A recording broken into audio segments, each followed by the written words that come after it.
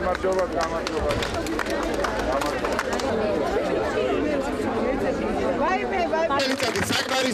საკმარისია რომ ხალხმა რეალურად დაიჯეროს. არის უმნიშვნელოვანესი არჩევნები, რომელიც უბრალოდ პოლიტიკური პარტიების შეფერებში წარმოჩენა და მე ვიკიჟინებდე რომ ბევრი შეიძლება მისტირის იმარე დაძენწილი და გათითოკაცებული, აფასებული ადამიანი და თუ ხადამ მიდიგად სიმსხვილია ხალხმა სიმსხვამარჯვება.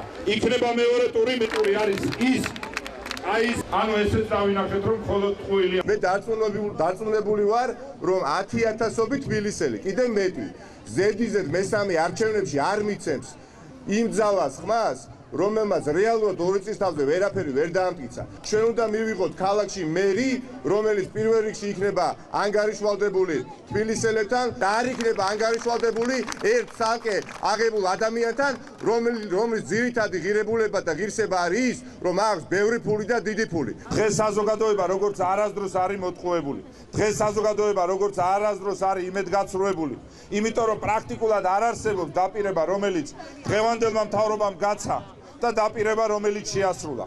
ერთადერთი დაპირება, რომელიც შეასრულა, ეს არის საკუთარი ბოღმის, მთხევა და საკუთარი ქვენაგზნობების ვერმოთოკვა, რაც გამოიხატა იმაში, რომ შური უნდა იძიო ყველაზე, ვინც შენაერად არ ფიქრობს. ჩვენ ყველაფერი უნდა გავაკეთოთ იმისთვის, რომ ეს ქვეყანა ახლიდან ავამუშაოთ. ეს თბილისი ახლიდან ავამუშაოთ და დღეს, როდესაც ადამიანები თავისი სოციალური და ინფრასტრუქტურული პრობლემების წინაშე ისევ მარტოები არიან დარჩენილი, აი ამ მძიმე მდგომარეობიდან გამოვიყვანოთ.